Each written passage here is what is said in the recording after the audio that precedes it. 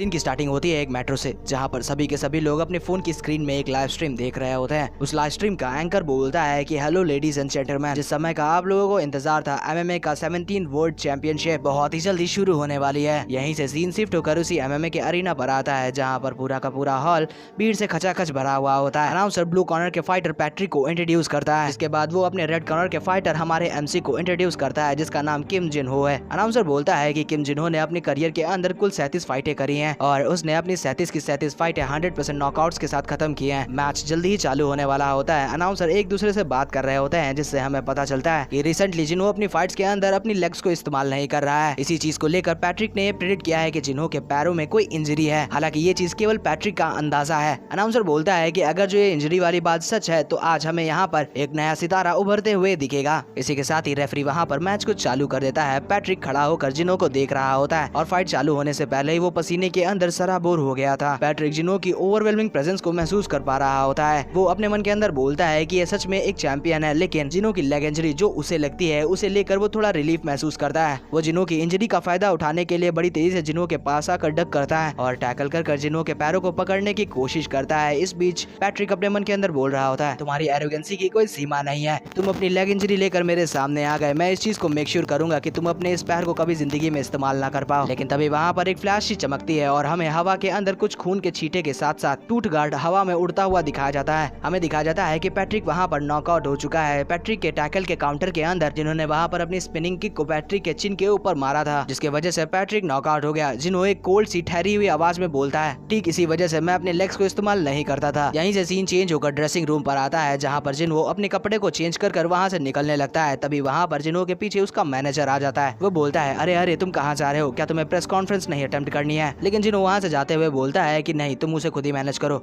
Manager बोलता है कि नहीं नहीं, कुछ भी हो जाए तुम्हें आज इस प्रेस को अटेम्प्ट करना ही होगा। और आखिरकार तुम्हारे फैंस का क्या तुम उन्हें जवाब नहीं दोगे? लेकिन जिन्हों पूरी तरीके से उसे इग्नोर कर देता है। जिन्हों बोलता है कि तुम उसे खुद ही देख लो और तुम्हारा नेक्स्ट मैच सेटअप हो जाए तो तुम मुझे कॉल कर देना। मैनेजर कुछ और कर भी नहीं सकता, इसलिए वो बोलता है कि ठीक है, बाहर का मौसम थोड़ा खराब है, इसलिए कार लेकर जाना। जिसपे जिन्हों एक बड़ी सादी सी आवाज में बोलता है, नहीं, मैं खुद ही दौड़कर चला जाऊंगा। जिन्हों की बात सुनकर मैनेजर पूरा शॉक हो जाता है। वो जिन्हों की तरफ देखता है, लेकिन तब तक जिन्हों ड्रेसिंग रूम से बाहर निकल गया था। मैनेजर भी ड्रेसिंग रूम से बाहर निकलते हुए जिन्हों को गाली देते हुए बोलता है कि तुम्हारा घर यहाँ से 30 किलोमीटर दूर है, यू बास्टर्ड। इससे पहले कि मैनेजर जिन्हों का पीछा करते हुए उसे रोकते, बहुत सारे पेपराजी इस मैनेजर को घेर लेते हैं और उसे जिन्हों के मैच के बारे में पूछने लगते हैं। ये देखकर मैनेजर जिन्हों को अपने मन के अंदर भर भर कर गाली देता है। यहीं से सीन शिफ्ट होकर बाहर जिन्हों के ऊपर आता है। बारिश की घनी घनी बौछारों के अंदर बड़ी बड़ी सांसें लेकर दौड़ते हुए अपने घर की तरफ जा रहा होता है। मैनेजर बोलता है कि जिन्हों जब रुकी था तभी से उसने अपने करियर की शुरुआत नॉकआउट से चालू की थी, जिसके बाद किम जिन्हों ने अपनी हर एक फाइट नॉकआउट से खत्म की।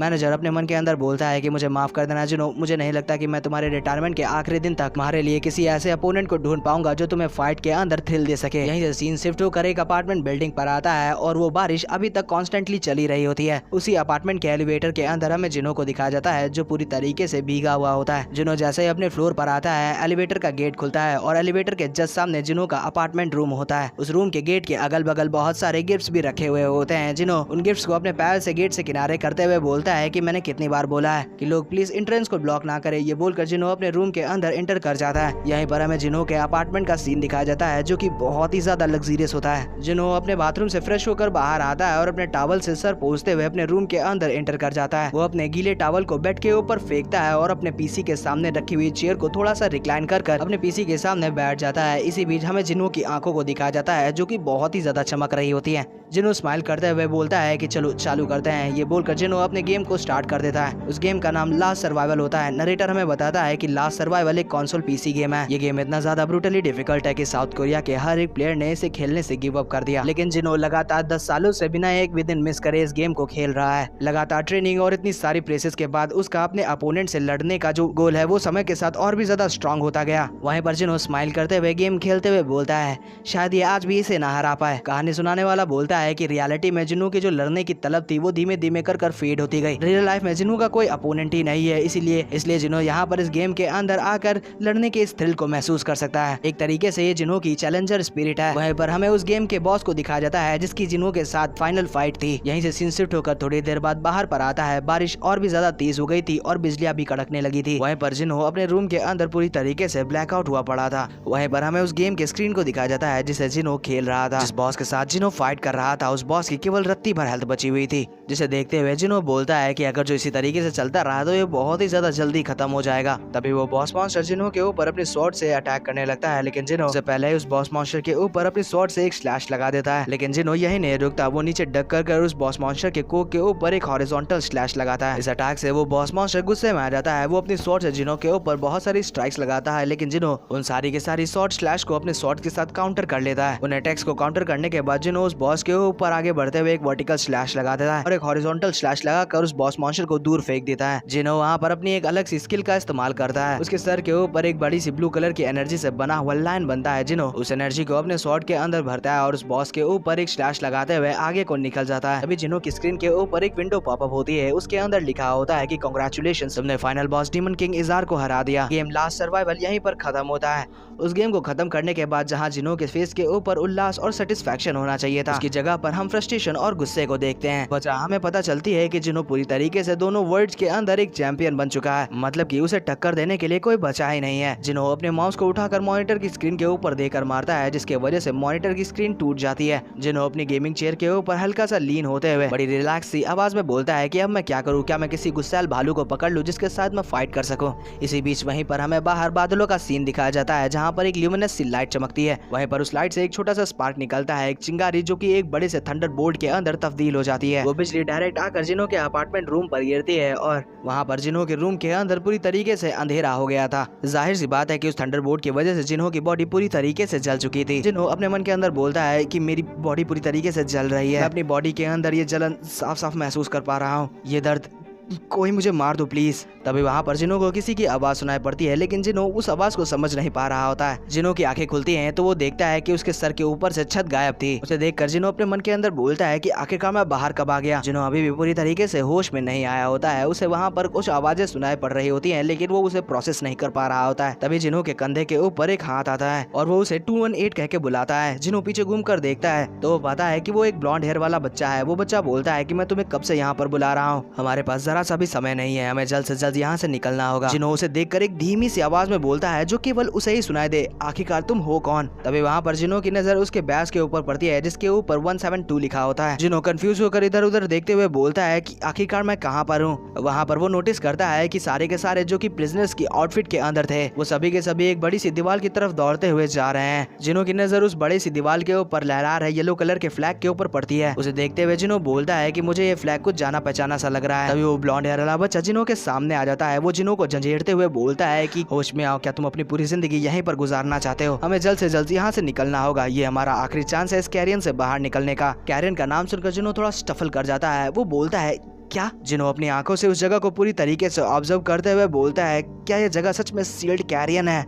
यहीं पर हमें जिन्हों के चेहरे को दिखाया जाता है जो कि पूरी तरीके से चेंज हो गया था। आंखें उसकी पूरी तरीके से रेड हो गई थी और उसे देखकर लग रहा था कि वो किसी बच्चे की बॉडी के अंदर है। तभी वो ब्लॉन्ड हेयर वाला बच्चा बोलता है अभी के लिए मैं इसे ब्लॉन्डी कह के बुलाऊंगा। जिन्हों के कॉलर को पकड़ते हुए बोलता है कि हमारे पास बिल्कुल भी टाइम नहीं है और वो घसीटते हुए जिन्हों को वहाँ से दौड़ाना चालू कर देता है। वहीं पर जिन्हों अपने मन के अंदर बोल रहा होता है कि ये नामुमकिन है, क्या ये किसी तरीके का सपना है। लेकिन किसी सपने के मुकाबले ये चीज कुछ ज्यादा ही, हद से ज्यादा ही रियल महसूस हो रही है। बैकग्राउंड नॉइस के लिए माफ करना क्योंकि बारिश हो रही है। ब्लॉन्डी जिन्हों के हाथ को पकड़ घसीटते हुए गेट की तरफ लेकर जा रहा होता है। वहीं पर जिन्हों अपने मन के अंदर बोलता है ये सील्ड कैरियन, ये तो गेम के अंदर था लास्ट सर्वाइवल, तो क्या इसका मतलब मैं गेम के अंदर खींचा जा चुका हूँ, वो भी एक कैदी के रूप में। जिन्हों बोलता है कि मेरे पास ऐसे बहुत से सवाल है पूछने के लिए, लेकिन सबसे पहले मुझे यहाँ से निकलना होगा। जिन्हों वहाँ पर ब्लॉन्डी के साथ दौड़ ही रहा होता है कि तभी अचानक से उसके स्पाइन के अंदर एक चिल सी दौड़ जाती है। जिन्हों अपने हाथ को टाइट करते हुए ब्लॉन्डी से बोलता है कि रुक जाओ। ये बात सुनकर ब्लॉन्डी बोलता है कि अब क्या हुआ, जिस पे जिन्हों बोलता है कि तुम्हें कुछ ज्यादा अजीब नहीं लग रहा, अगर ये सच में सील्ड आर्यन है तो इसे ऐसा नहीं होना चाहिए था। यहाँ के गार्ड्स नंबर में बहुत ही ज्यादा कम है और उतने ही ज्यादा कमजोर भी। जिन्हों की इस बात पर ब्लॉन्डी बोलता है ये सब इस वजह से हो रहा है क्योंकि चीफ क्लर्क यहाँ पर नहीं है। चीफ क्लर्क का नाम सुनकर जिन्हों थोड़ा कंफ्यूज हो जाता है। ब्लॉन्डी बोलता है कि चीफ क्लर्क अपने बहुत सारे नाइट्स के साथ जल्दी में यहाँ से कहीं गए हैं, इसके वजह से ये सब हो रहा है। ये प्रिजनर्स बाहर निकलने की ट्राई कर रहे हैं, अपने आप को संभालो, ये थोड़े ही समय की बात है और हम लोग बाहर होंगे। ब्लॉन्डी ने वहाँ पर अपने शब्दों को कंप्लीट भी नहीं किए होते हैं कि तभी वहाँ पर जिन्हों ब्लॉन्डी के कॉलर को पीछे से पकड़ता है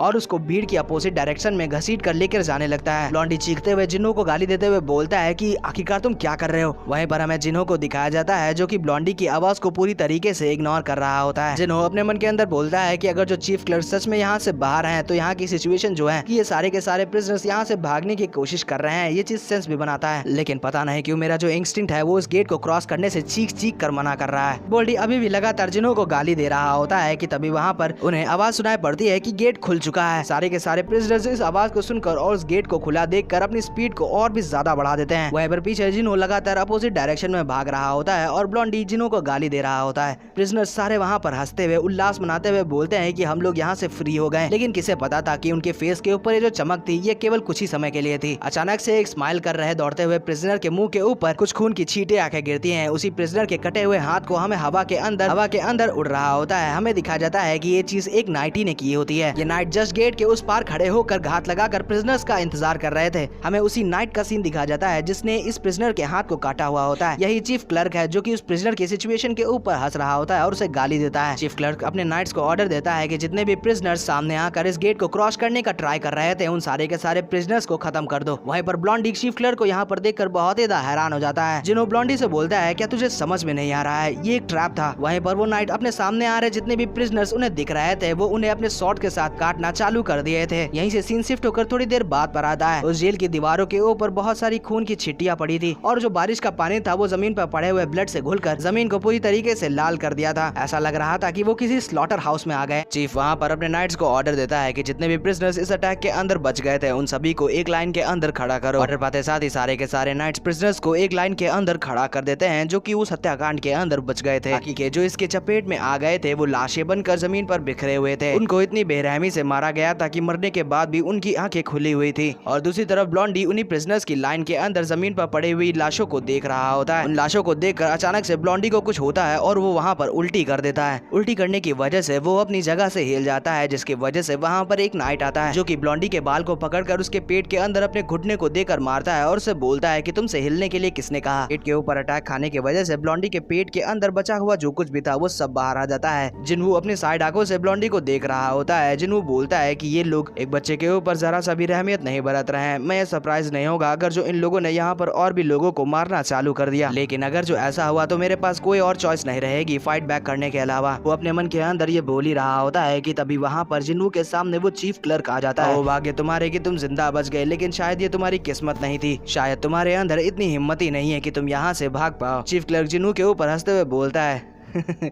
तुम मैजिशियन सच में बहुत ही ज्यादा बुज़दिल होते हो। मुझे तो तुम्हें अपने सामने ही खड़ा हुआ देखकर घिन आ रही है। हालांकि ये मैंने पहले ही एक्सपेक्ट कर लिया था, लेकिन तुम रिग्रेट करोगे कि तुम आज क्यों नहीं मर गए अरहान। ये बोलने के बाद चीफ क्लर्क वहाँ से चला जाता है। वहीं पर जिन्हों अपने सर को झुकाए हुए नीचे जमीन पर रुके हुए बारिश के पानी के अंदर अपनी रिफ्लेक्शन देखते हुए बोलता है कि उसने मुझे अरहान कह के बुलाया। अब ये अरहान क्या है इसके बारे में तुम्हें थोड़ी देर के बाद पता चल जाएगा। यहीं से सीन शिफ्ट होकर एक हफ्ते बाद पर आता है। वहीं पर हमें जिन्हों को दिखाया जाता है जो कि कुछ पत्थरों को मूव कर रहा होता है। जिन्हों बोलता है कि इस बॉडी के अंदर आए हुए लगभग मुझे एक हफ्ता हो गया है और इस टाइम के बीच में मैंने इस बॉडी के बारे में जाना है कि ये बॉडी बहुत ही ज्यादा वीक है। केवल एक पत्थर को ही मूव करने की वजह से मेरे हाथ इतने ज्यादा घायल हो गए। इस बॉडी के अंदर मैं अभी 15 साल का हूँ और मैं मैजिक को भी यूज नहीं कर सकता। ऐसा भी नहीं है कि मैंने मैजिक को यूज करने की कोशिश नहीं की। मैं हर रात सीक्रेटली मैजिक को यूज करने को ट्राई करता था, लेकिन मुझे इसके कोई भी रिजल्ट नहीं मिले। जिन्हों अपने कमर के ऊपर अपने हाथ को रखकर खड़ा हो जाता है और बोलता है कि देखा जाए तो ये बहुत ही ज्यादा अजीब है कि एक अरहान मैजिक को यूज नहीं कर सकता। जिसके बाद हमें जिन्हों ही बताता है कि ये अरहान फैमिली एक जानी मानी फैमिली है जो कि बेस्ट मैजिशियंस को प्रोड्यूस करती है। ये चीज सेंसी ने बना रही है कि उनकी ब्लड लाइन का ही एक बंदा मैजिक को यूज नहीं कर सकता। तभी वहाँ पर जिन्हों को कुछ क्लिक होता है। जिन्हों शॉक होते हुए बोलता है तो क्या इसका मतलब ये मैजिक को यूज नहीं कर सकता, इसकी वजह से इसकी फैमिली ने इसे अबैंडन कर दिया, मतलब छोड़ दिया। जिन्हों बोलता है कि ऐसा हो भी सकता है क्योंकि अरहान फैमिली के पास इस बच्चे को रिप्लेस करने के लिए और भी लोग हैं। ये बोलते हुए जिन्हों शांति से खड़ा होता है, जिसकी वजह से पीछे खड़ा गार्ड जिन्हों से बोलता है कि तुम वहाँ पर खड़े होकर क्या क्या कर रहे हो, जल्दी से पत्थरों को मूव करना चालू करो। हालांकि जिन्हो उसे कुछ भी नहीं बोलता और शांति से वापस से पत्थरों को मूव करना चालू कर देता है। जिन्हो बोलता है कि बाकी सब तो ठीक ठाक है, लेकिन आखिरकार ये कब कंप्लीट होगा। ये बोलते हुए जिन्हो अपने सामने की सिस्टम विंडो के ऊपर देख रहा होता है, जिसके अंदर कोई सिंथेसाइजेशन प्रोसेस चल रहा होता है। यहीं से सीन शिफ्ट होकर प्रिजनर्स के खाना खाने वाली जगह पर आता है। वहीं पर जिन्हो अपने खाने की प्लेट की तरफ देख रहा होता है और वो अपने मन के अंदर बोलता है। जिन्हो वहाँ पर खाने को लेकर बहुत ही ज्यादा डिसअपॉइंट था। जिन्हो बोलता है, मैं जिस दिन से यहाँ पर इस बॉडी के अंदर आया हूँ, मैं रेगुलरली एक्सरसाइज कर रहा हूँ, लेकिन यहाँ का खाना इसके अंदर जरा सा भी प्रोटीन नहीं है जो मुझे ग्रो करने में मदद करे। इसी तरीके से जिन्हो वहाँ पर अपने मन के अंदर बात कर रहा होता है कि तभी वहाँ पर ब्लॉन्डी आ जाता है। ब्लॉन्डी जिन्हो से बोलता है, ब्लॉन्डी बोलता है, क्या तुम आज भी अपने ब्रेकफास्ट को स्किप करने वाले हो। जिसपे जिन्हो बोलता है, ओ तुम आ गए। ये बोलते साथ ही जिन्हो वहाँ पर अपने ब्रेड को ब्लॉन्डी को दे देता है और बोलता है कि इसे खा लो। ब्लॉन्डी भी बिना किसी हिचक के जिन्हो से उस ब्रेड को ले लेता है। जिन्हो ब्लॉन्डी को उस ब्रेड को खाते हुए देखकर बोलता है कि मैंने ये चीज नोटिस किया है कि बाकी के सारे लोग मुझसे बात करने से और मेरे करीब आने से अवॉइड करते हैं, लेकिन ये लड़का थोड़ा अलग है। कहानी सुनाने वाला हमें बताता है, अरहान फैमिली एक अल्टीमेट मैजिशियन फैमिली है। ऐसी रूमर्स है कि अरहान फैमिली के लोगों की वो जो रेड कलर की आंखें होती हैं, वो एक तरीके की श्रापित आंखें हैं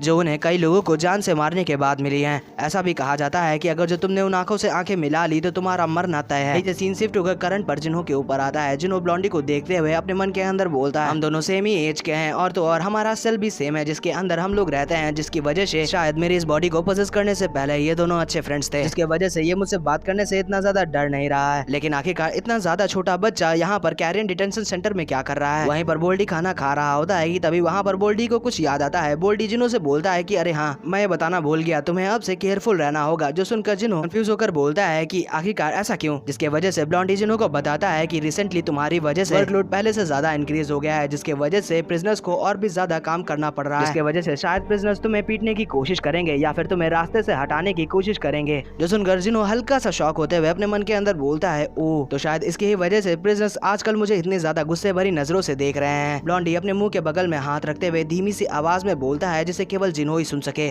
तुम्हें ध्यान से रहना होगा, स्पेशली नंबर 589 से। तुम्हें पता ही होगा कि वो यहाँ के प्रिजनर्स का लीडर है। लोग बोलते हैं कि वो अंडरग्राउंड अरीना के अंदर बहुत ही ज्यादा फेमस था और वो यहाँ पर इस डिटेंशन सेंटर के अंदर किसी को उसी अरीना के अंदर जान से मारने की वजह से आया है। जिन्हो ये सुनकर एक एक्सप्रेशनलेस फेस बनाकर एक डल सी आवाज में बोलता है, क्या इसका मतलब ये तुम्हारे लिए डेंजरस नहीं होगा कि तुम यहाँ पर बैठकर मेरे साथ में बातें कर रहे हो, इसकी वजह से तुम्हारी जान भी तो खतरे में आ सकती है। जिसपे ब्लॉन्डी बोलता है, इतना तो मैं तुम्हारे लिए इग्नोर कर सकता हूँ क्योंकि तुमने मेरी जान जो बचाई है। ये सुनते साथ ही जिन्हो वहाँ पर अपनी टेबल के ऊपर हाथ रखते हुए अपनी सीट से उठ जाता है। जिन्हो बोलता है कि ठीक है, मेरी इतनी ज्यादा चिंता करने के लिए तुम्हारा शुक्रिया, लेकिन तुम मेरे रास्ते में आ रहे हो, जल्दी से तुम यहाँ से निकल जाओ। जिन्हो को ये बोलता देख ब्लॉन्डी थोड़ा कंफ्यूज हो जाता है। वो जिन्हो से बोलता है कि आखिरकार अचानक से तुम्हें क्या हो गया और आखिरकार तुम क्या बोल रहे हो। तब यहाँ पर जिन्हो को कुछ कदमों की आवाज सुनाई पड़ती है जो लगातार उसके ही तरफ बढ़ रहे थे। पैरों की आवाजों को सुनकर जिन्हो पीछे घूमते हुए ब्लॉन्डी से बोलता है, देखने से लग रहा है कि जिस चीज का तुमको अब तक डर था वो होने वाला है। जिन्हो की बात सुनकर ब्लॉन्डी कंफ्यूज होते हुए पीछे घूम कर देखता है तो वो अपने सामने का नजारा देखकर बहुत ही ज्यादा स्टरल हो जाता है। उसका मुंह 35 कोने का बन जाता है और उसकी फटके हाथ में आ जाती है अपने सामने का नजारा देखकर, क्योंकि वहीं पर वो प्रिजनर्स का बॉस जिसके बारे में ब्लॉन्डी बात कर रहा था, वो अपने साथ में और भी सारे प्रिजनर्स को लाकर उसके सामने खड़े हुए थे। अभी वहीं प्रिजनर्स का बॉस बोलता है, क्या तुम ही हैरान हो। वो बॉस वहाँ पर इतना ज्यादा गुस्से में था कि उसके टकले के ऊपर उसकी नसें दिखाई पड़ रही थी। बॉस गुस्से में बोलता है कि उन नाइट्स ने बोला था कि तुम वो वजह हो जिसके वजह से हमारा वर्कलोड इतना ज्यादा बढ़ गया है। जो सुनकर जिन्हो अपने फेस के ऊपर बिना किसी एक्सप्रेशन के बोलता है कि ओ अच्छा ऐसी बात है। अगर जो ऐसी बात है तो मुझे लगता है जिन्होंने बोला होता है कि तभी वहाँ पर अपना मुक्का जिन्हो के फेस के ऊपर देकर मारता है, जिसके वजह से वहाँ पर बहुत ही ज्यादा धूल धूल हो गई थी। उस पंच को देखकर ब्लॉन्डी भी जिन्हो की चिंता करने लगता है कि तभी वहाँ पर उस धूल के धुंध से 2 हाथ निकलते हैं और उस टकले बॉस के कॉलर को पकड़ लेते हैं। वो बॉस ये देखकर बहुत ज्यादा हैरान हो जाता है। जिन्हो उस धुंध से बड़ी तेजी से निकलता है और उस बॉस के चिन के ऊपर अपना घुटना देकर मारता है। देखकर वहाँ पर खड़े ब्लॉन्डी के साथ साथ जितने भी प्रिजनर्स उस बॉस के साथ में आए थे वो भी बहुत ही ज्यादा शॉक हो गए थे।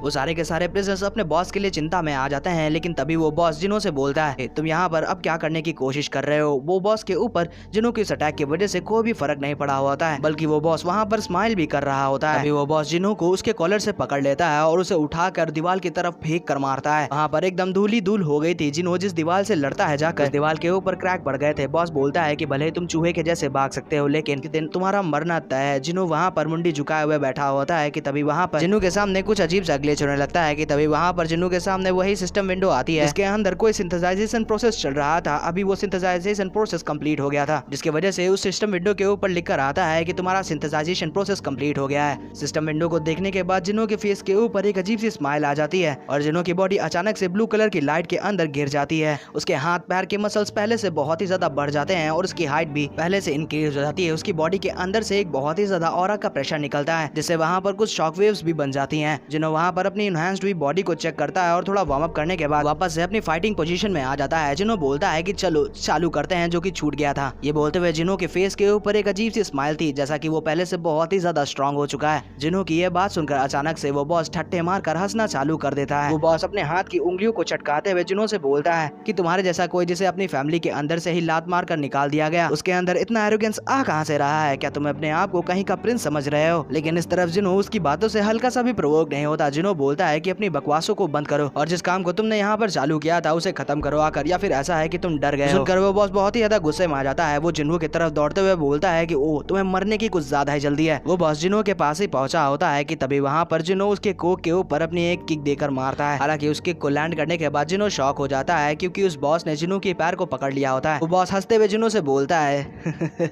लगता है कि तुम्हें तुम्हारी औकात याद दिलानी होगी। वो बॉस इसी तरीके से बात ही कर रहा होता है कि तभी वहाँ पर जिन्हों अपने दूसरे पैर से घूमते हुए उस बॉस के सर के ऊपर अपनी एक राउंड किक देकर मारता है, जिसके वजह से उस बॉस को बहुत ही ज्यादा दर्द होता है और जिन्हों के दूसरे पैर को छोड़ देता है। जिन्हों की किक की वजह से वो बॉस चक्कर खाकर नीचे गिरने ही वाला होता है कि तभी वहाँ पर जिन्हों उस बॉस के चिन के ऊपर एक और किक देकर मारता है। क्योंकि किक के अंदर इतनी ज्यादा स्ट्रेंथ होती है कि उस बॉस के नाक से खून बाहर आने लगता है। वो बॉस घायल होकर अपने घुटनों पर आ जाता है, लेकिन जिन्हों इतने में ही नहीं मानता। वो घूमते हुए आकर उस बॉस मॉन्स्टर के मुंह के ऊपर एक और राउंड किक धरकर मारता है, इसके वजह से वो बॉस वहीं पर जमीन पे बिथर जाता है और वो वहीं पर नॉकआउट हो जाता है। उस बॉस को नॉकआउट करने के बाद जिन्हों वैसे ही अपने पुराने वाले अंदाज में बोलता है कि ठीक इसी वजह से फाइट के अंदर मैं अपनी लातों को इस्तेमाल नहीं करता हूँ। अपने बॉस को नॉकआउट होता देख बाकी के सारे प्रिजनर्स बहुत ही ज्यादा गुस्से में आ जाते हैं। उनमें से एक प्रिजनर बोलता है कि तुम लोग देख क्या रहे हो, खत्म कर दो इस हरामजादे को, यहाँ पर कुछ भी करो, आज यहाँ से जिंदा बचकर नहीं जाना चाहिए। वो सभी के सभी जिन्हों के ऊपर अटैक करने के लिए दौड़ते हुए आने लगते हैं कि तभी वहाँ पर जिन्हों चिल्लाते हुए बोलता है अपनी जगह से हिलना मत, वरना वहीं पर हमें जिन्हों को दिखाया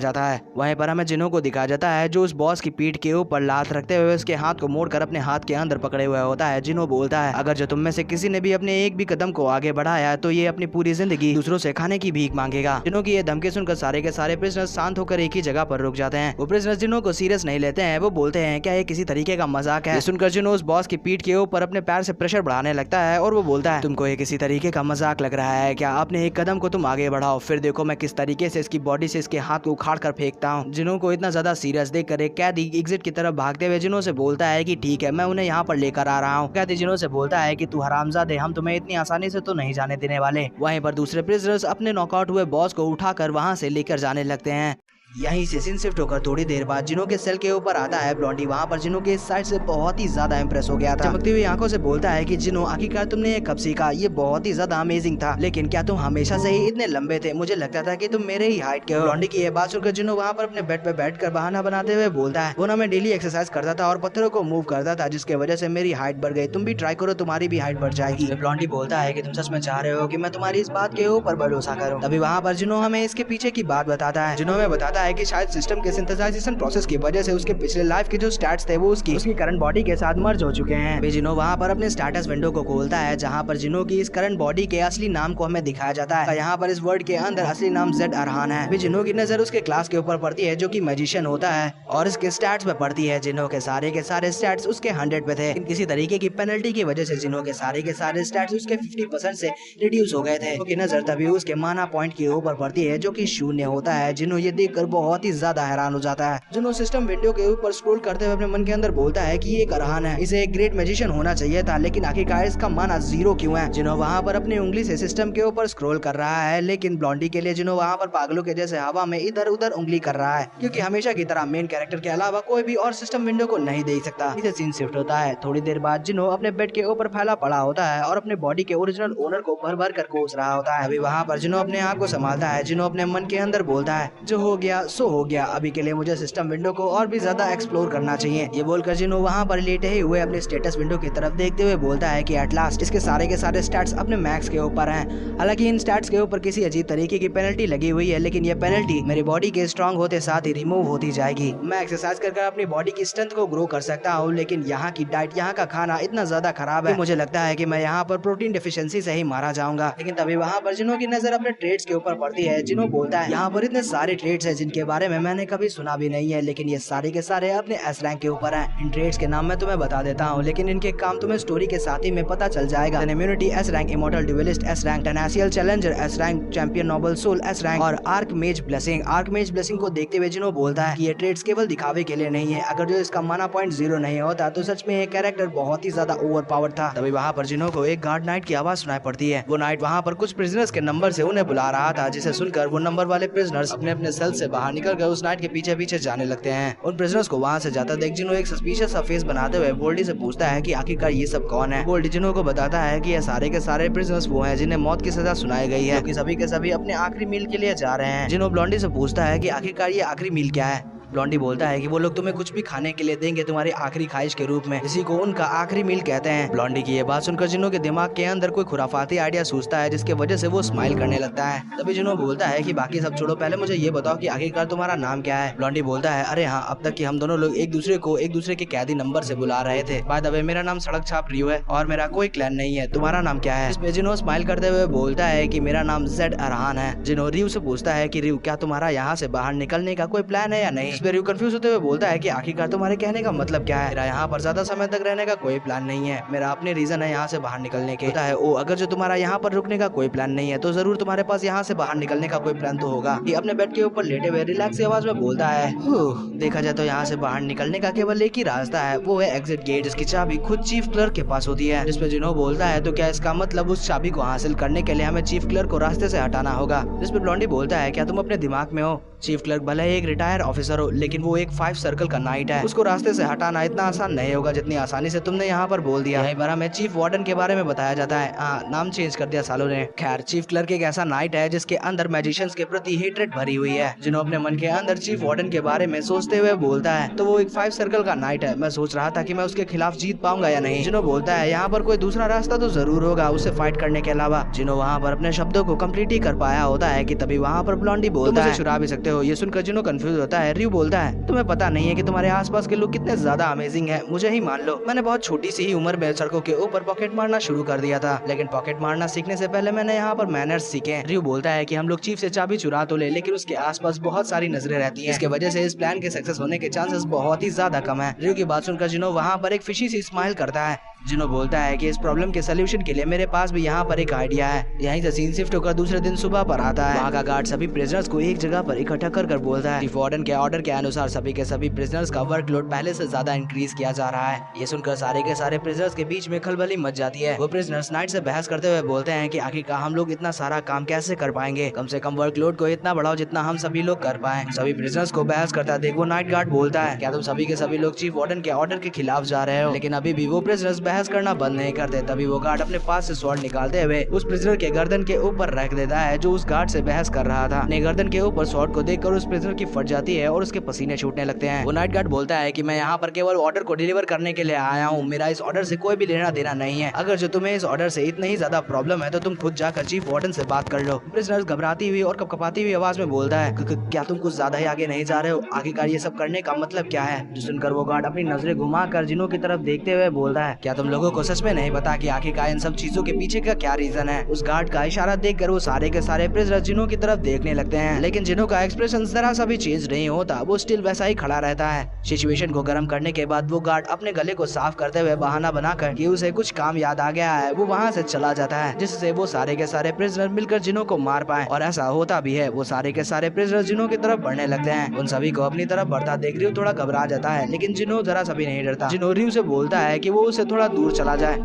वो अपने मन के अंदर चीफ को गाली देते हुए बोलता है कि वो हरामखोर चीफ वार्डन जानबूझकर मुझे टारगेट करने की कोशिश कर रहा है, सिंस वो सामने से आकर मुझसे डील नहीं कर सकता, इसलिए वो इन कैदियों का सहारा ले रहा है मुझे मारने के लिए। वहीं पर हमें रियो को दिखाया जाता है जो जिनो की बात को मानकर जिनो से थोड़ा दूर आ जाता है। वहीं पर वो सारे के सारे प्रिजनर जिनो को गाली देते हुए बोलते हैं, हमें कुछ भी कर इस हरामखोर को आज यहाँ पर खत्म करना होगा, वरना इसके वजह से हमारी भी जान खतरे में आ सकती है। ये बोलकर वो प्रिजनर जिनो की तरफ बढ़ने लगते हैं। जिनो उन्हें अपनी तरफ बढ़ता देख बोलता है, मैं समझ सकता हूँ कि आखिरकार तुम सबका ये गुस्सा कहाँ से आ रहा है। लेकिन अब जब सिचुएशन इतनी ज्यादा बदतर हो चुकी है तो मैं इसे अवॉइड नहीं कर सकता। जिन्हों के इस एरोगेंस को देख कर कि वो अभी भी नहीं डर रहा है, वो प्रिजनर्स बहुत ही ज्यादा गुस्से में आ जाते हैं। वो सभी के सभी लोग जिन्हों को गाली देते हुए उसके तरफ दौड़ लगा देते हैं। उनमें से एक प्रिजनर के चिन के ऊपर एक घुटना आकर लगता है। वो जिन्हों होता है जो उन सभी को अपने पास आने से पहले ही उनके पास आ गया था। उस केवल एक घुटने की वजह से वो प्रिजनर वहीं पर जमीन पर गिर जाता है और नॉकआउट हो जाता है। जिन्हों वहाँ पर एक कोल्ड सी आवाज में उन सारे के सारे प्रिजनर से बोलता है, मैं बहुत ही ज्यादा दिनों से अपने अंदर के इस गुस्से को दबाए घूम रहा था और मैं यहाँ पर इंतजार ही कर रहा था कि आखिरकार मैं किसके ऊपर अपने इस गुस्से को उतारूं, लेकिन किसी को ढूंढने जाने से पहले ही तुम सभी लोग यहाँ पर मेरे पास आ गए। की इस एरोगेंस से भरी हुई बातों को सुनकर वो सारे के सारे प्रिजनर्स और भी ज्यादा गुस्से में आ जाते हैं। लेकिन जिन्हों वहाँ पर स्माइल करते हुए अपने फेस के सामने अपने दोनों पंचेस को ले आता है और अपने फाइटिंग स्टेंस के अंदर खड़ा होकर बोलता है कि सभी के सभी लोग एक साथ ही में आना। ये सुनकर उनमें से 10-11 प्रिजनर्स साथ ही में जिन्हों के ऊपर अटैक करने के लिए दौड़ते हुए आने लगते हैं। जो बंदा जिन्हों के सामने से आ रहा होता है, जिन्हों उसके मुंह के ऊपर एक किक देकर मारता है। घूमते हुए अपने राइट वाले बंदे के मुंह के ऊपर अपना एक पंच देकर मारता है, जिसके साथ ही वो दोनों बंदे वहीं पर नॉकआउट हो जाते हैं। जिन्हों वहाँ पर पागलों के जैसे उसके सामने जितने भी बंदे आ रहे थे लातों घूस और कोनी मार कर नॉकआउट कर दे रहा होता है। उन सभी प्रिजनर्स को नॉकआउट करने के बाद जिन्हों उन प्रिजनर्स को गुस्सा दिलाने के लिए बोलता है, क्या हुआ, क्या तुम्हारे अंदर इतना ही था, अपने अटैक्स के अंदर थोड़ा और दम लगाओ। जिन्हों वहाँ पर इसी तरीके से बात ही कर रहा होता है कि तभी वहाँ पर जिन्हों के पीछे से एक प्रिजनर निकलता है और वो जिन्हों के सर के ऊपर अपने पंच से अटैक करने लगता है। लेकिन वक्त रहते जिन्हों उसे डॉज कर लेता है नीचे झुककर। जिन्हों वहाँ पर झुके ही रहकर अपनी कोनी को ऊपर की तरफ उठा देता है जो उसके ढोड़ी पर जाकर लगती है।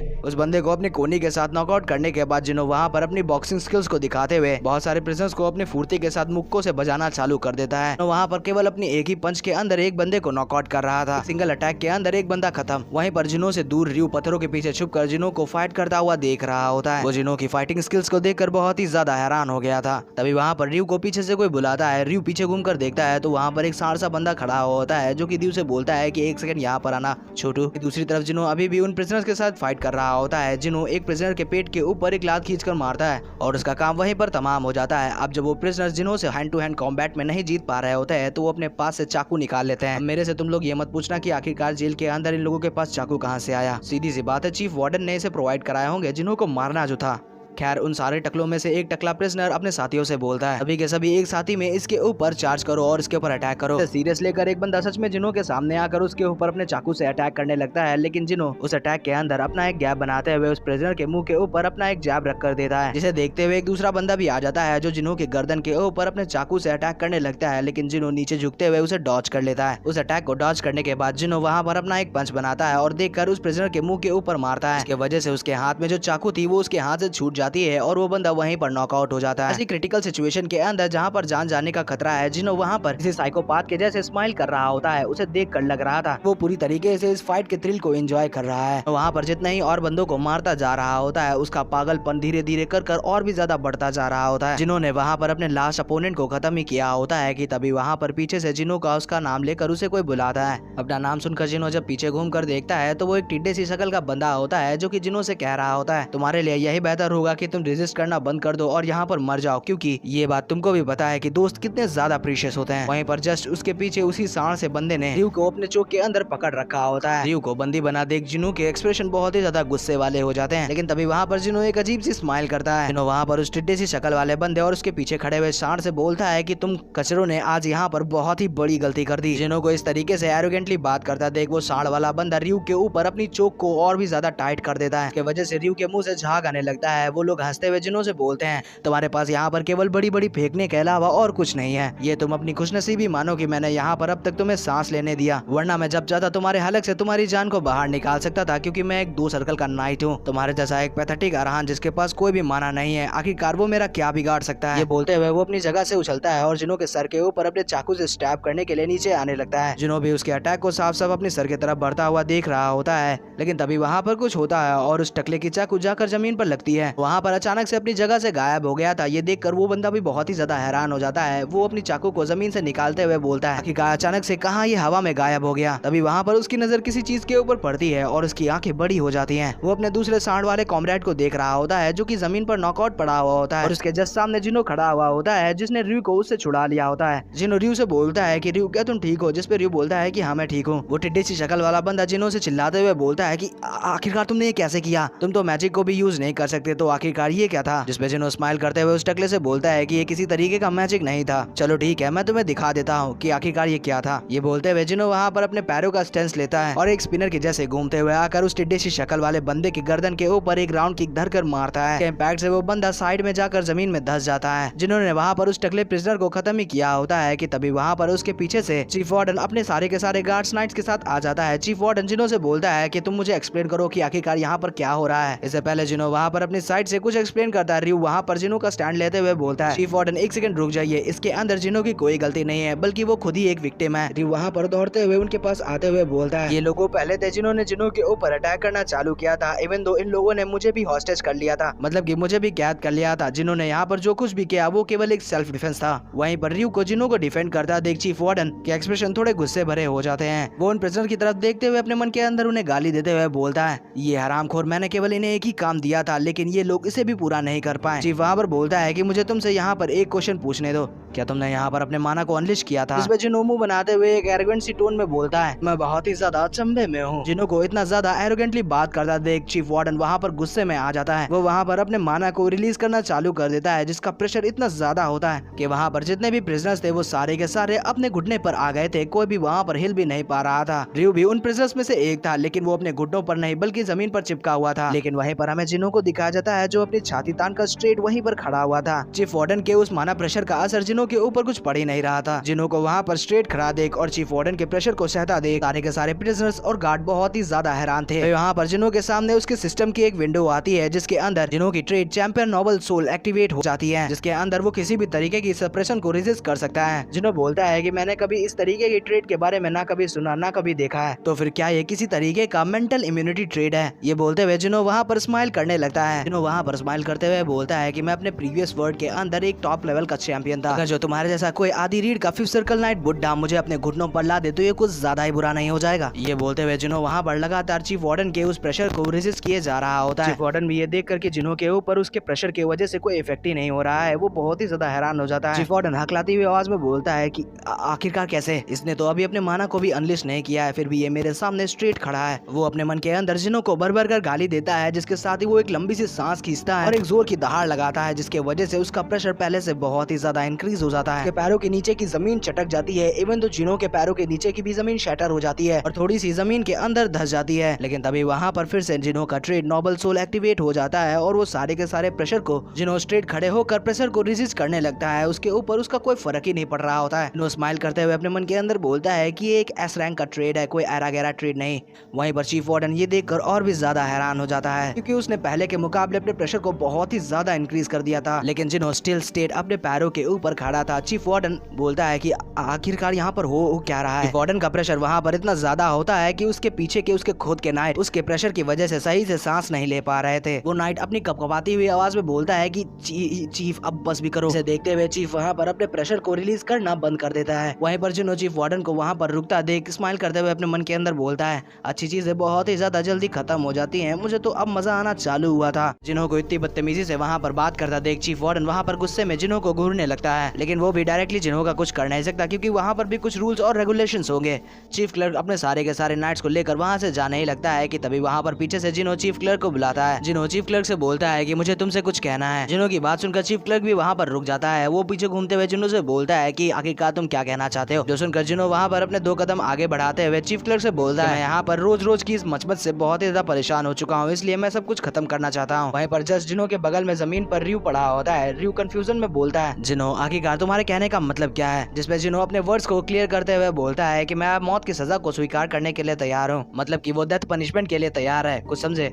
जिनो की बात सुनकर चीफ क्लर्क बोलता है, क्या तुम्हें पता भी है कि आखिरकार तुम यहाँ पर क्या बक रहे हो? अगर जो ये किसी तरीके का मजाक है तो समझ लो मैं तुम्हें माफ नहीं करने वाला। जिनो बोलता है कि मैं यहाँ पर किसी तरीके का मजाक नहीं कर रहा, मैं सीरियस हूँ, और अगर जो तुम्हें अभी भी यकीन नहीं हो रहा है तो तुम क्रिस्टल बॉल लाकर मेरे इस गवाही को रिकॉर्ड कर सकते हो। चीफ क्लर्क स्माइल करते हुए बोलता है कि हाँ, तुमने सही कहा, चीज से ज्यादा बेहतर कोई एविडेंस हो ही नहीं सकता कि तुमने खुद यहाँ पर डेथ पनिशमेंट हमसे मांगी है। चीफ वार्डन तुरंत ही वहाँ पर अपने एक गार्ड को बोलकर क्रिस्टल बॉल मंगवाता है, जिसके अंदर वो जिनो के इस गवाही को रिकॉर्ड कर सके। जिनो बोलता है, चलो ठीक है, मैंने सुना था कि जिन प्रिजनर्स को डेथ पनिशमेंट दी जाती है उनके आखिरी मील के रूप में जो कुछ भी उनका मन है वो उन्हें खाने दिया जाता है। तो मुझे मेरे आखिरी मील के रूप में वैरायटी मीट चाहिए जो कि अच्छे खासे अमाउंट में होना चाहिए जिसे मैं पेट भर कर खा सकूं। क्योंकि ये बात सुनकर वहाँ के सारे गार्ड बहुत ही ज्यादा हैरान हो जाते हैं क्योंकि ये जो वैरायटी मीट था ये बहुत ही ज्यादा एक्सपेंसिव था। जिन्हों उन्हें हैरान होता देख बोलता है कि क्या हुआ, मेरी जान के बदले इतना कॉस्ट तो काफी होगा ही, और हाँ मुझे एग्जीक्यूट करने के लिए जब तुम आना तो अपने साथ में एक एस रैंक का आइटम लेकर आना क्योंकि मैं तुम्हारी पावर्स को बड़ी आसानी से नलिफाई कर सकता हूँ। तभी वहाँ पर जिन्हों की नजर रियू के ऊपर पड़ती है। जिन्हों बोलता है कि और हाँ ये भी मेरी साथी में आ रहा है, इसके लिए भी तुम मीट को प्रिपेयर कर देना। हालांकि जिन्हों की ये बात सुनकर रियू थोड़ा हैरान हो जाता है। चीफ वार्डन भी बिना कोई देरी लगाए इस चीज के ऊपर मान जाता है। वो अपने गार्ड से वैसा ही करने के लिए बोलता है और इस तरफ हमें रियू को दिखाया जाता है। रियू के मुंह से पसीने छूटने लगते हैं। रियू बोलता है कि मेरी जान यहाँ पर जाने वाली है तो आखिरकार मेरे ओपिनियन का क्या। यहीं से सीन शिफ्ट होकर एक हफ्ते बाद जिन्हों के सेल के ऊपर आता है जहाँ पर जिन्हों वर्कआउट कर रहा होता है। जिन्हों हमें बताता है कि उन लोगों ने बोला था कि वो जो वैरायटी मीट है वो थोड़ा सा रेयर है जिसे यहाँ पर लाने में लगभग एक हफ्ता लग जाएगा और इस एक हफ्ते के टाइम के बीच में मैंने अपनी ट्रेनिंग को जरा सा भी मिस नहीं किया है। इस सिस्टम के अनुसार मैं जितना भी यहाँ पर वर्कआउट करूंगा वो एक्सपीरियंस के रूप में मेरे स्टैट्स में चला जाएगा, लेकिन मेरे जो सारे के सारे स्टैट्स है वो अपने 100 पर है केवल माना को छोड़कर। इसका मतलब मेरा सारा का सारा एक्सपीरियंस जो मेरी बाकी स्टैट्स के अंदर बढ़ जाना था वो केवल मेरे माना के ऊपर फोकस करेगा और केवल मेरे माना पॉइंट्स को ही बूस्ट करेगा। जिन्हों ये बोल ही रहा होता है कि तभी वहाँ पर उसके सेल के सामने एक गार्ड आ जाता है जो कि उसके सेल नंबर से उन दोनों को बुलाता है। जिन्हों स्माइल करते हुए उठकर बोलता है कि ओ तुम उसे ले आए। वहीं पर हमें रियू को दिखाया जाता है जो कि डर के मारे अपने सर को पकड़ लिया था। हे ऊपर वाले, मेरी जिंदगी आज यहीं पर खत्म होने वाली है। यहीं सीन शिफ्ट होकर उन्हीं डिश के ऊपर आता है जिस डिश के बारे में जिन्होंने बोला था। रियू वहाँ पर एक मीट के पीस को उठाता है और उसे उठाकर अपने मुंह के अंदर रखता है जो कि इतना ज्यादा डिलीशियस होता है कि रियू के आंखों से आंसू तक आने लगते हैं। रियू उसे टेस्ट करते हुए बोलता है कि मैंने अपनी पूरी जिंदगी में कभी भी ऐसा कुछ डिलीशियस नहीं खाया है। जिस पे जिन्हों स्माइल करते हुए बोलता है कि भूलना मत, ये मेरी वजह से पॉसिबल हुआ है। अभी वहाँ पर जिन्हों को 3-4 डिंग डिंग डिंग की आवाज सुनाई पड़ती है। वो सारे जिन्हों की स्टेटस विंडो होती है। जिन्हों उन्हें देखते हुए बोलता है ऐसा लग रहा है कि मेरी बॉडी के अंदर अचानक से किसी तरीके की एनर्जी को बहाया जा रहा है। समझाने के लिए जिन्हों के स्टैट्स के ऊपर जो पेनल्टी लगी हुई थी जिसने जिन्हों के स्टैट्स को 50% से रिड्यूस कर दिया था वो पेनल्टी थोड़ी सी लूजन हो चुकी है। शायद ये जिन्हों के इस खाने की वजह से है। जिन्हों बोलता है कि चलो ठीक है, हमारा एक ऑब्जेक्टिव तो कंप्लीट हो गया, रहा आखिरी काम, वो भी बहुत ही जल्दी पूरा हो जाएगा। यहीं से सीन शिफ्ट होकर चीफ वार्डन के कैबिन पर आता है जहाँ पर एक गार्ड वहाँ पर आकर उन्हें बताता है कि मील चालू हो चुका है। जिसपे चीफ वार्डन बोलता है अच्छा ऐसा क्या,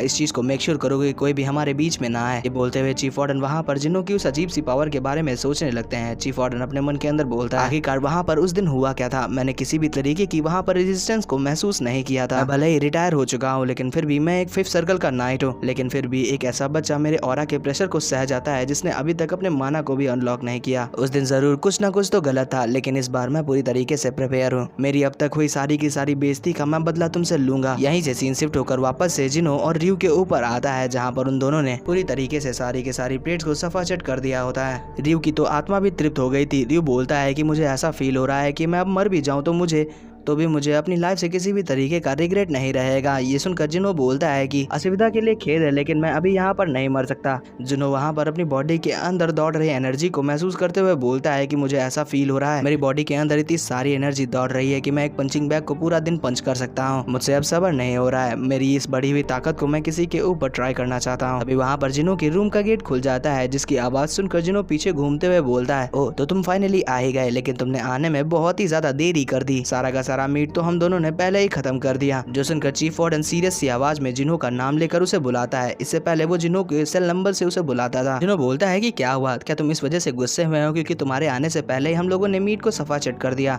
जो सुनकर चीफ वार्डन जिन्हों को घूर कर देखने लगता है। चीफ वार्डन अपने हाथ को उठाता है और उसने अपने हाथ के अंदर एक अजीब तरीके के ब्रेसलेट को पहना हुआ था। चीफ वार्डन जिन्हों के कंधे के ऊपर हाथ रखते हुए बोलता है कि बहुत हो गई तुम्हारी चिक चिक, अब से मैं ये मेक श्योर करूंगा कि मैं तुम्हारी चमड़ी को तुम्हारे चेहरे से खींच कर बाहर निकालूं। ये बोलते हुए चीफ वार्डन वहाँ पर स्माइल कर रहा होता है। वहीं पर हमें जिन्हों को दिखाया जाता है। जिन्हों भी वहाँ पर उसी तरीके से कॉन्फिडेंस से भरा हुआ स्माइल कर रहा होता है। तभी अचानक से चीफ वार्डन का जो पर्पल कलर का ब्रेसलेट होता है वो चमकना चालू कर देता है। जिन्हों की नजर भी उसके ऊपर पड़ती है। वो एक ही नजर में पहचान जाता है कि ये एक मैजिकल टूल है। चीफ वार्डन तुरंत ही वहाँ पर अपने माना को अनलिश करता है जिसके वजह से जिन्हों के ऊपर बहुत सारा प्रेशर पड़ने लगता है। चीफ वार्डन ठहाके मार कर हंसते हुए बोलता है कि अब तुम क्या कहते हो इसके बारे में। लेकिन जैसे ही उसकी नजर जिन्हों के फेस के ऊपर पड़ती है तो वो देखता है कि जिन्हों वहाँ पर स्माइल कर रहा है। उसके माना का जो प्रेशर था वो जिन्हों के ऊपर असर ही नहीं कर रहा था। चीफ वार्डन थोड़ा हैरान होता है कि तभी वहाँ पर रियू आकर उससे टकरा जाता है। चीफ वार्डन तुरंत ही उसको गाली देते हुए झटक कर पीछे फेंक देता है। जमीन पर गिरते साथ ही रियू के मुंह से झाग बाहर आने लगता है और वहीं पर वो बेहोश हो जाता है। उसे इस तरीके से बिहेव करता देख जिन्हों वार्डन से बोलता है कि वार्डन थोड़ा तमीज से बिहेव करो, जिसे सुनकर चीफ वार्डन और भी ज्यादा गुस्से में आ जाता है। वो अपने दोनों हाथों को आगे बढ़ाते हुए जिन्हों के दोनों कंधों को अपने हाथों से जकड़ देता है और अपने प्रेशर को और भी ज्यादा बढ़ा देता है,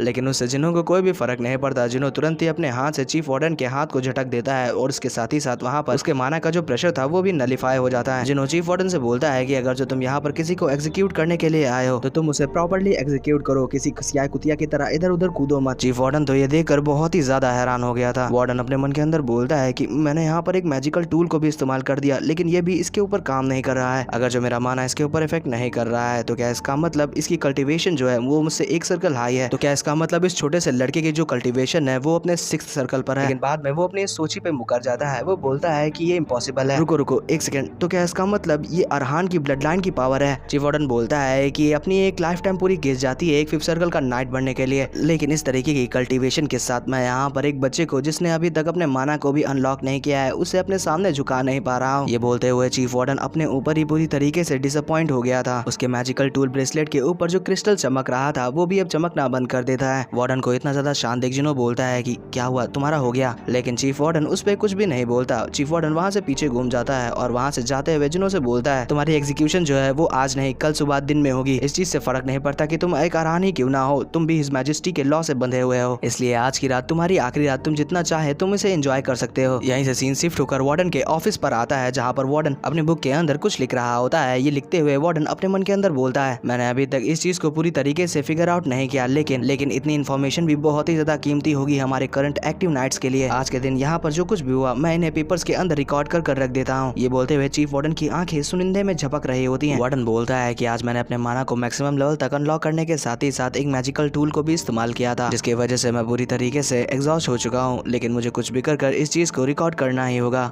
यहीं से सीन शिफ्ट होकर जिन्हों और रियू के सेल रूम पर आता है जहाँ पर रियू बेहोश पड़ा हुआ होता है। चांद की मध्यम रोशनी उसके फेस के ऊपर पड़ती है जिसकी वजह से वो जग जाता है। रियू को उठता देख जिन्हों बोलता है कि तुम उठ गए, अब तुम्हारी बॉडी कैसी है? जिस पे रियू बोलता है मुझे ऐसा फील हो रहा है कि मैं किसी भी टाइम उल्टी कर दूंगा। जिन्हों बोलता है कि लेकिन कुछ भी हो तुम अपने हाथ के साथ बहुत ही ज्यादा क्लीन हो, जिसे सुनकर रियू एक चीकी सी स्माइल करते हुए बोलता है कि ओ तो तुमने उसे नोटिस कर लिया था। बोलते हुए वो अपने हाथ को ऊपर उठाता है और उसके स्लीव्स में कुछ चाबियां होती हैं। ये कीज कुछ और नहीं बल्कि एग्जिट गेट की चाबियां हैं जो उसने चीफ वार्डन से टक्कर मारते हुए चुरा ली थी। इसे देखकर जिन्हों स्माइल करते हुए बोलता है कि बहुत ही ज्यादा अच्छे। जिन्हों अपने मन के अंदर बोलता है कि किसी नॉर्मल पर्सन के लिए ये चीज बहुत ही ज्यादा खतरनाक थी, लेकिन ये बंदा इसके अंदर कुछ न कुछ तो खास है। वहीं पर मानो रियू उसके थॉट्स पढ़ रहा होता है। रियू बोलता है कि एक्चुअली देखा जाए तो ये तुम्हारी वजह से पॉसिबल हुआ है, मतलब कि वो कीज केवल इसी वजह से चुरा पाया क्योंकि चीफ वार्डन का सारा फोकस और सारा प्रेशर केवल जुनू के ऊपर ही था। जिन्हों की चिंता करते हुए बोलता है कि उसका सारा प्रेशर केवल तुम्हारे ऊपर था, क्या तुम ठीक हो? जिस पे जिन्हों हंसते हुए बोलता है कि अरे मुझे क्या होगा, मैं पूरी तरीके से ठीक हूँ। रूही मुंह बनाते हुए बोलता है कि देखा जाए तो ये चीज बहुत ही ज्यादा अजीब है, उसने तुम्हारी बॉडी के ऊपर इतना सारा प्रेशर डाला लेकिन तुम्हारी बॉडी पूरी तरीके से परफेक्टली फाइन है। जिसपे जिन्हों फिर से वही कहता है कि जाओ पत्थर उठाओ जाके तुम भी ये करने लगोगे। तभी वहाँ पर जिन्हों कुछ नोटिस करता है, उसकी नजर उसके स्टेटस विंडो के ऊपर जाती है। जिन्हों की नजर तभी उसके स्टैट्स के ऊपर पड़ती है जहाँ पर उसके स्टैट्स के ऊपर जो पेनल्टी लगी हुई थी जिसकी वजह से उसके 50% स्टैट्स जो है वो रिड्यूस हो जा रहे थे। वो पेनल्टी थोड़ी लूजन हो गई थी जिसकी वजह से उसके 10% स्टैट्स जो है वो रिकवर हो गए थे, मतलब कि उसकी स्ट्रेंथ, एजिलिटी, इंड्योरेंस और परसेप्शन के 0.10 से इंक्रीज हो गए थे केवल माना को छोड़कर। जिन्हों उस पावर को अपनी बॉडी के अंदर महसूस कर रहा होता है और वो काफी ज्यादा खुश होता है। जिन्हों वहाँ पर अपनी मुट्ठी को भींचते हुए अपने मन के अंदर बोलता है कि ये एनर्जी, मैं सोच रहा था कि काश मैं अपनी इस पूरी की पूरी पेनल्टी को हटा सकूं, लेकिन अभी के लिए इतना काफी है। जिन्हों वहाँ पर अपनी बेंच के ऊपर बैठते हुए बोलता है कि रुई हमें आज की रात कुछ भी कर यहाँ से निकलना होगा, जैसे ही तुम्हारी बॉडी थोड़ी बहुत रिकवर कर जाएगी हम तुरंत ही यहाँ से निकल जाएंगे। इस पे रुई बोलता है कि क्या हमें अभी नहीं निकलना चाहिए क्योंकि चीफ वार्डन ने अब तक नोटिस कर लिया होगा कि उसके पास से एग्जिट गेट की चाबी गायब है। स्माइल करते हुए जिन्हों बोलता है कि तुम इसकी चिंता मत करो, अब तक कि वो पूरी तरीके से बेहोश हो गया होगा। जिस पे रियू बोलता है कि तुम इतना ज्यादा श्योर हो कि ये कैसे कह सकते हो? जिस पे जिन्हों अपने मन के अंदर बोलता है कि ऑफ कोर्स मुझे पता होगा,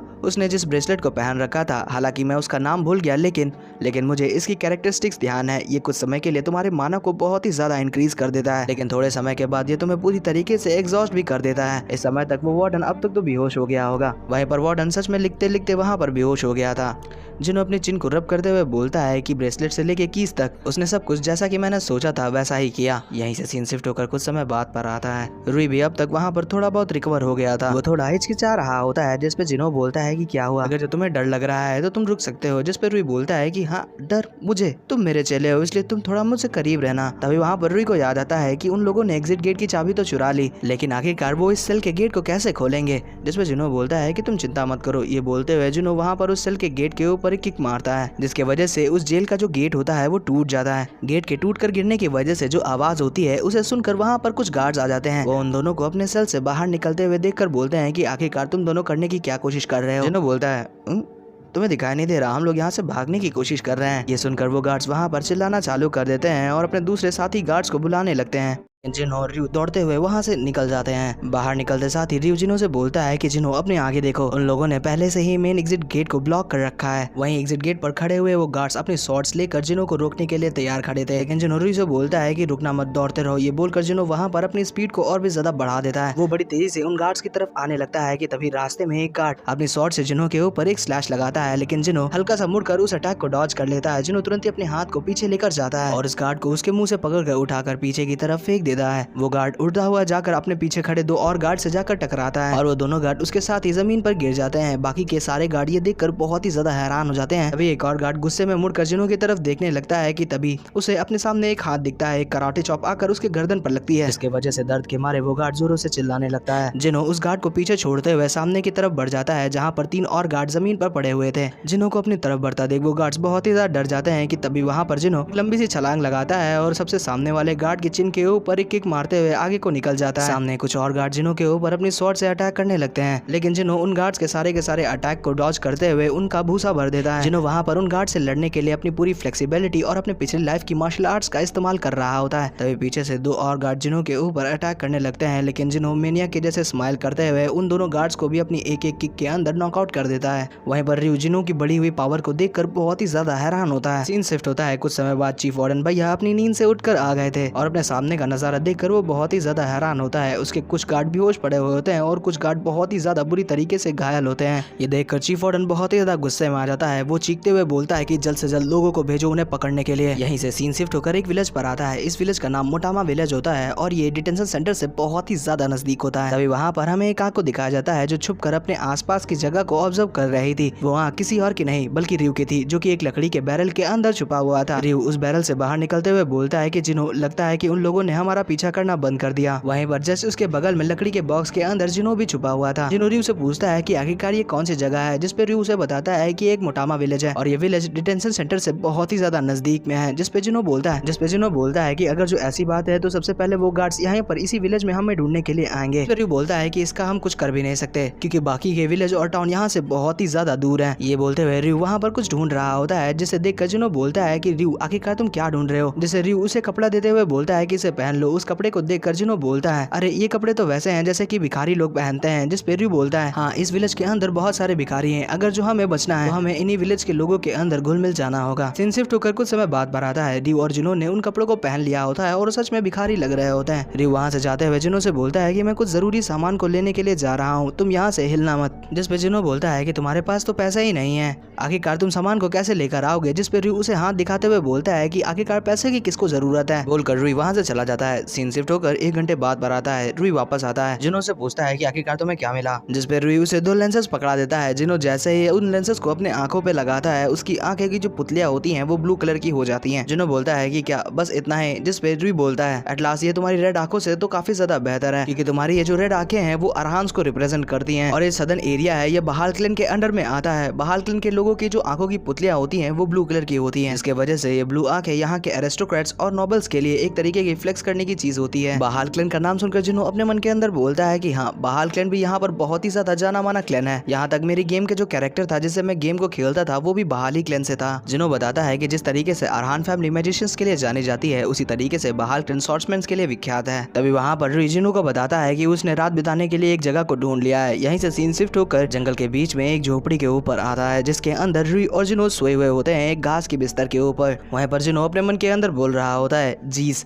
आखिरकार मैं यहाँ यहाँ पर कैसे आ गया। जब मैंने अपनी आंखों को खोला तब मैं गेम के अंदर था और अब यहाँ पर मैं सोने के लिए छुप छुप के जगह ढूंढ रहा हूँ। पर आखिरकार ये रियो लड़का अभी भी मेरे साथ क्यों है, क्योंकि इसे पता है कि मेरे साथ रहना कितना ज्यादा डेंजरस है। मुझे इस लड़के के बारे में ज्यादा कुछ नहीं पता, केवल ये छोड़कर कि ये सड़कों पर रहता है और पॉकेट मारता है। पर अभी के लिए मुझे इस लड़के की जरूरत है, इसलिए मुझे इसके साथ में रहना पड़ेगा। वहीं पर हमें रियो को दिखाया जाता है जो कि अभी भी जग रहा होता है। यहीं से सीन चेंज होकर सुबह दिन पर आता है। जिनो भी वहाँ पर उठ गया था। वो अपनी आसपास की जगह देखकर बहुत ही ज्यादा हैरान होता है। वो बोलता है कि मैं यहाँ पे सो रहा था क्योंकि रात के वक्त बहुत ही ज्यादा अंधेरा था, इसलिए वो इस जगह को सही से देख नहीं पाया था। वहीं पर जिनो की बात सुनकर रियो उठकर अंगड़ाई लेते हुए बोलता है, मुझे लगता है कि तुम्हारे जैसे किसी प्रेस्टिजियस नोबेल के लिए ये जगह थोड़ी अनकंफर्टेबल होगी। जिस पे जिनो बोलता है कि यहाँ पर सच में ऐसे भी लोग हैं जो ऐसी जगह पर रहना पसंद करते हैं। जिनो बोलता है कि चलो ठीक है, अभी यहाँ पर मुझे पैसे बनाने की सख्त जरूरत है क्योंकि जिंदा रहने के लिए खाना चाहिए और खाने के लिए पैसा लगेगा। जो सुनकर रियो बोलता है कि और तुम ये कैसे करोगे बिना चीफ वार्डन की नजरों में आए। एक काम करो, जब तक तुम यहाँ पर हो मैं तुम्हें पॉकेट मारना सिखा दूंगा, तुम्हारे लिए भी लाइफ थोड़ी आसान हो जाएगी। जो सुनकर जिनो वहाँ से जाते हुए बोलता है कि इस पॉकेट मारने के बारे में भूल जाओ और इस जगह के बारे में मुझे बताओ जिस जगह को मैंने तुमसे ढूंढने के लिए कहा था। यहीं से सीन शिफ्ट होकर अंडरग्राउंड अरीना पर आता है जहाँ पर दो फाइटर केज के अंदर फाइट कर रहे थे। वहीं पर हमें जिनो और रियो को दिखाया जाता है जो कि इसी अंडरग्राउंड अरीना में आ गए थे।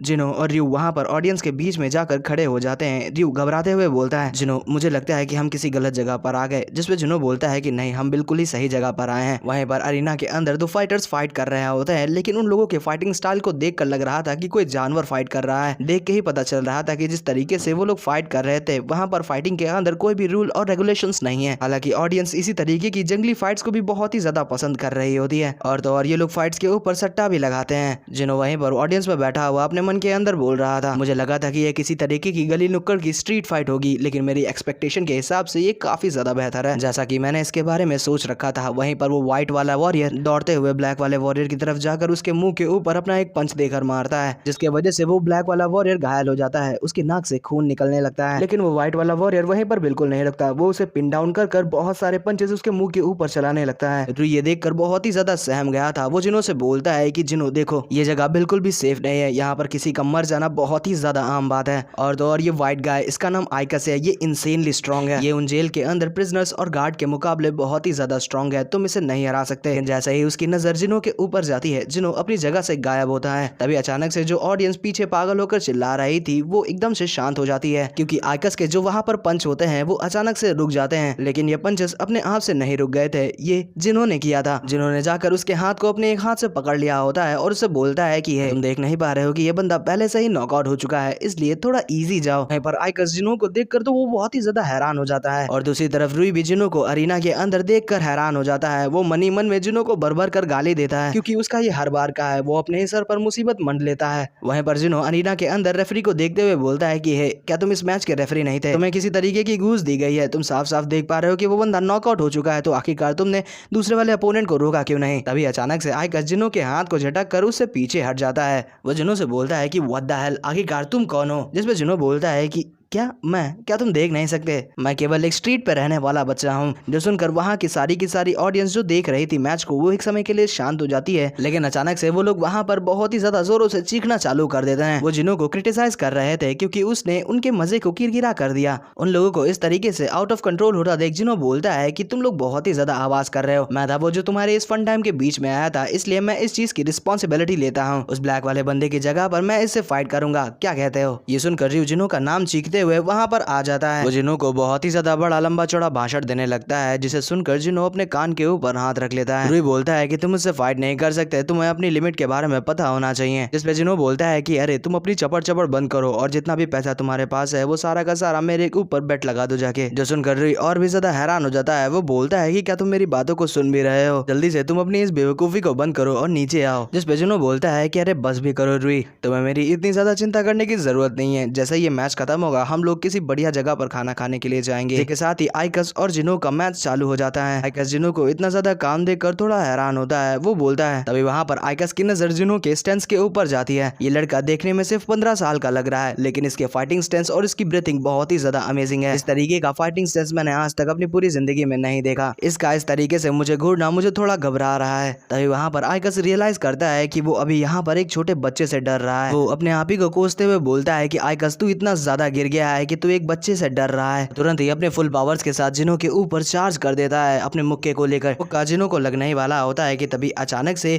आइकस के मुंह के ऊपर एक पंच आकर लगता है, जिस पंच की वजह से उसके नाक से खून आने लगता है और वो बहुत ही ज्यादा हैरान। लेकिन जिनो वही नहीं रुकता, वो लगातार आइजैक के मुंह के ऊपर अपने पंचेस को थ्रो करने लगता है। धीमे धीमे कर वो अपने पंचेस की इंटेंसिटी और स्पीड को बढ़ाने लगता है, जिसके हर एक पंच के साथ आइजैक की बॉडी से उसका सर पीछे की तरफ बेंड हुआ जा रहा था। जिनो वहां पर अपना लास्ट पंच आइजैक के मुंह के ऊपर देकर मारता है, जिसकी इंटेंसिटी इतनी ज्यादा होती है कि उसके सर के आर पार हम उसकी शॉकवेव को देख पा रहे होते हैं। वो पंच डायरेक्ट आइजैक के मुंह के ऊपर लैंड करा था, जिसके वजह से उसके मुंह से कुछ दांत निकल कर बाहर आ जाते हैं। वहीं ऑडियंस ये देखकर बहुत ही ज्यादा हैरान होती है। हमें रयू को दिखाया जाता है जो अपनी आंखों को बंद करे वहां पर प्रे कर रहा होता है, इसलिए नहीं कि जिनो मैच को जीत जाए, बल्कि इसलिए कि वो सही सलामत वापस आ जाए। लेकिन जब वो ऑडियंस को बात करते हुए सुनता है कि आइजैक उस छोटे बच्चे से पिट रहा है, वो धीमे धीमे कर अपनी आंखें खोलकर अरीना की तरफ देखता है तो वो पाता है कि जिनो तो सही सलामत है, लेकिन आइजैक वहां पर लड़खड़ा रहा है खून में सदा हुआ। हालांकि जिनो को इसके लिए एक स्क्रैच तक नहीं आता है। रयू ये देखकर बहुत ही ज्यादा हैरान होता है। वहीं पर हमें आइजैक को दिखाया जाता है, जिसके जिनो के पंचेस की वजह से उसका विजन जो है वो थोड़ा ब्लर हो गया था। वो सही से जिनो को देख भी नहीं पा रहा होता है, लेकिन वो ये मानने के लिए तैयार ही नहीं था कि वो एक छोटे बच्चे से यहाँ पर हार रहा है। तो तुरंत ही जिनो के मुंह के ऊपर बहुत ही ज्यादा इंटेंसिटी से एक पंच थ्रो करता है, लेकिन जिनो बहुत ही ज्यादा प्रिसाइसली उसके उस पंच को डक करते हुए डॉज कर लेता है। जिनो स्माइल करते हुए तुरंत ही वहां पर अपने फिस्ट को तैयार करता है और आइजैक के मुंह के ऊपर बहुत ही ज्यादा पावर के साथ अपने उस पंच को मारता है, जिसके वजह से आइजैक का जो सर होता है वो उसकी बॉडी के पीछे बेंड हो जाता है और वो उड़ते हुए जाकर जमीन पर धड़ाम से गिरता है। पूरे अरीना में सन्नाटा छा जाता है। उस सन्नाटे को चीरते हुए जिनो की आवाज रेफरी से बोलती है, क्या हुआ, क्या तुम मैच को खत्म डिक्लेयर नहीं करोगे या फिर तुम चाहते हो कि मैं भी इसका हाल उसी ब्लैक वाले वॉरियर के जैसे करूं जैसा कि इसने किया था। जिनो की बात सुनकर रेफरी के पसीने छूटने लगते हैं और वो अपने राइट की तरफ देखता है, लेकिन तभी वो जिनो के हाथ को पकड़कर ऊपर की तरफ उठाते हुए जिनो को विनर डिक्लेयर कर देता है। यहीं से सीन शिफ्ट होकर गैम्बलिंग एरिया पर आता है, जहां पर जिनो किसी से बहस कर रहा होता है। वो गैम्बलिंग एरिया का रिसेप्शनिस्ट होता है। जिनो बोलता है, क्या तुम मेरे साथ मजाक कर रहे हो? तुमने खुद ही बोला था कि एक कॉइन के बदले में जीतने पर तुम्हें 62 कॉइन मिलेंगे, तो आखिरकार मुझे केवल इतने ही कॉइन वापस क्यों मिले हैं? जिस पे वो रिसेप्शनिस्ट जिनो से बोलता है कि नहीं नहीं, ऐसा नहीं हो सकता, जितना आपने यहाँ पर बेट किया था उसके हिसाब से ये अमाउंट पूरा है, मैंने खुद ही इसे अपने हाथों से कैलकुलेट किया है, तो गलती की कोई गुंजाइश ही नहीं है। जिस पे जिनो बोलता है कि अच्छा, अगर जो ऐसी बात है तो आखिरकार ये गोल्ड कॉइन इतने ज्यादा कम क्यों हैं? जिनो तुरंत ही वहां पर रयू को बुलाता है। वहीं पर रयू, जिसके पसीने छूट रहे होते हैं, जिनो रयू से पूछता है कि आखिरकार तुमने यहाँ पर कितना बेट किया था? जिनो बोलता है कि मैंने तुमसे कहा था कि हमारे पास जितना भी कुछ है सब तुम मेरे ऊपर बैटिंग पे लगा दो। रयू बोलता है कि मुझे बैटिंग बिल्कुल भी पसंद नहीं है, और तो और रात के खाने के लिए हमें कुछ अमाउंट तो बचाना ही था। वो दोनों लोग इसी तरीके से वहां पर बहस कर रहे होते हैं कि तभी पीछे से उन्हें कोई बुलाता है। वो एक सुंदर सी औरत होती है जिसने एक रेड कलर की ड्रेस को पहना था। उसकी ड्रेस से उसके कर्व साफ साफ झलक रहे होते हैं और जस्ट उसके पीछे 2 7 फुट 6 इंच के मुस्टंडे खड़े हुए होते हैं। वो औरत एक जहरीली सी स्माइल देते हुए बोलती है, हेलो, मुझे तुमसे कुछ बात करनी है। जिनो उसे देखते साथ ही पहचान जाता है कि ये वही औरत है जिसने उस रेफरी को घूस दिया था आइजैक के पहले वाले मैच के अंदर। जिनो बोलता है कि आखिरकार तुम कौन हो? जिसपे वो औरत एक छोटी सी स्माइल देते हुए बोलती है, अच्छा, अगर जो तुम मेरे बारे में नहीं जानते तो इसका मतलब ये तुम्हारा पहली बार है यहाँ पर। मेरा नाम हेरेना है और मैं इस अरीना की मैनेजर हूँ। मुझे तुमसे थोड़े समय के लिए बात करनी है। लेकिन जिनो उसे पूरी तरीके से इग्नोर करते हुए वहां से जाते हुए बोलता है कि लेकिन मुझे तुमसे कोई भी बात नहीं करनी। हालांकि रयू उस औरत को देखते साथ ही पहचान गया था कि वो औरत कौन है। जिनो वहां से रयू को लेकर जाने ही लगता है कि तभी वहां पर वो 2 मुस्टंडे जो उस औरत के साथ में आए थे वो जिनो के रास्ते को ब्लॉक कर लेते हैं। जिनो अपने सर को ऊपर उठाते हुए उनकी आंखों में आंखें मिलाकर बोलता है, क्या हुआ, तुम मेरे रास्ते को ब्लॉक क्यों कर रहे हो? क्या तुम भी चाहते हो कि तुम्हारा हाल भी उसी आइजैक के जैसे हो जाए? जिनो को उन दोनों के सामने इतना ज्यादा कॉन्फिडेंट देखकर वो दोनों लोग भी थोड़ा हैरान थे, लेकिन वो दोनों लोग कुछ भी नहीं बोलते हैं। वही वहां पर उन दोनों के पीछे से वो औरत हेरेना बोलती है, जिस आइजैक को तुमने आज यहाँ पर हराया है वो हमारे इस अरीना का चैंपियन है, जिसे हमने यहाँ पर दूसरी बड़ी सिटी से मंगाया था। मैं यहाँ पर क्या कहना चाह रही हूँ उसका मतलब तुम साफ साफ समझ ही गए होगे, लेकिन आज मैं तुमको यहाँ से जाने दे रही हूँ क्योंकि हमारी मुलाकात फिर से जरूर होगी, क्योंकि जो स्ट्रांग लोग होते हैं वो मुझे बहुत ही ज्यादा पसंद है।